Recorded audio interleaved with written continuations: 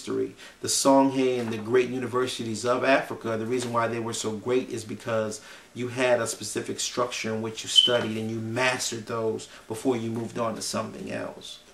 So what happened was you had the great minds of Songhay and the scholars of Songhay, and they were enslaved by the Portuguese and the white crackers, and we were brought over here to America.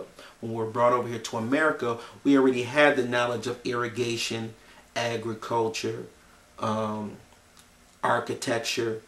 So you have to understand that in the 1600s, 1500s, etc., white people were just coming out of, in America, they were just coming out of slavery themselves. Them crackers didn't know none of that stuff.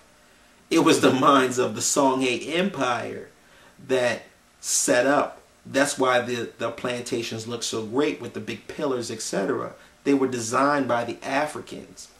They were plentiful as far as the cotton being produced and the corn and different things because we had the agriculture already in us from Africa. So when they came over, they were well learned. They could study. They already knew the Quran. They could recite the Quran by memory because they adopted Islam and blended it with the African spirituality. I'll do a video on the Songhay to make it more clear for you with good pictorials as well. But study that empire because it was the Moors that sold us out and put us into this condition as far as it was the Moors who did not identify with Africa. There were some Moors that were identified with Africa and understood that they were black Moors. But the house Negro Moors are the ones of that mindset are the ones that you see on YouTube so many times. That's what you're seeing. So that's why there's a war that goes on. So I hope I was able to add a lot more clarity to you. But again, I want to make it clear that even in the Talmud is the Jewish book, which is it's used as almost like a hadith for Muslims. And the Talmud is an ancient book. The Talmud is back in the BC years, and with the Talmud, they justified the slave trade by the tenets were set up by the Jewish Talmud. It's a racist book, and in that they deal with the Hamitic curse, meaning the curse of Ham. And in that curse of Ham, again, the Talmud is well over 500 years old. In the curse of Ham, I have it set up here. It states that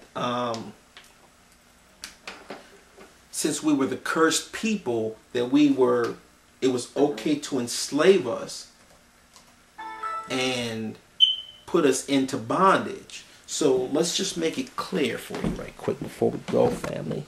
I'm going to break this down for you right quick. See if we can get this. You already know how to do, so don't act like this is all brand new. Okay, let me pull this over here. There we go. Now, the Talmud makes it clear.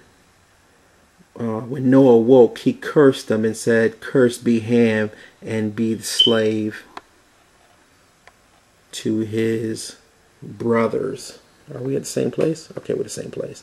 And he became a slave in his lineage, namely because the Egyptians and Abyssinians and the Indians. Indeed, Ham lost all the sense of shame and he became black.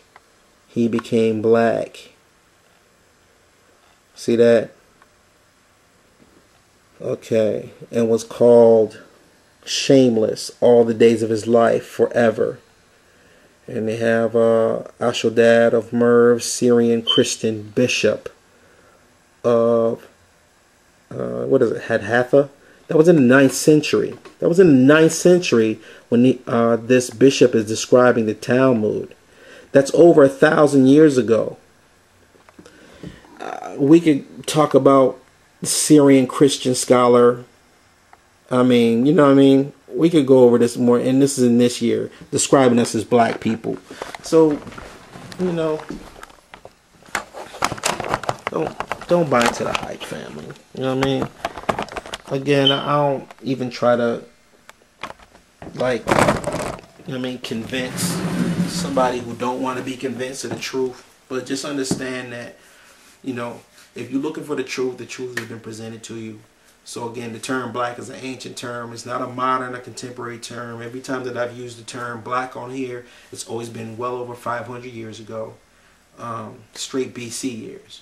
So, you know, take the truth, deal with it, add it to your repertoire, take the information, print out your copies, keep it for yourself so you can pass it on to your loved ones.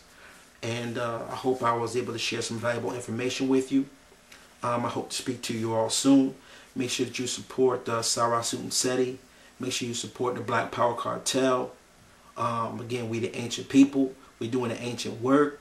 We hold the line. No compromise. We're still going strong. And I'm going to leave you as I greeted you with Hotep and Black Power.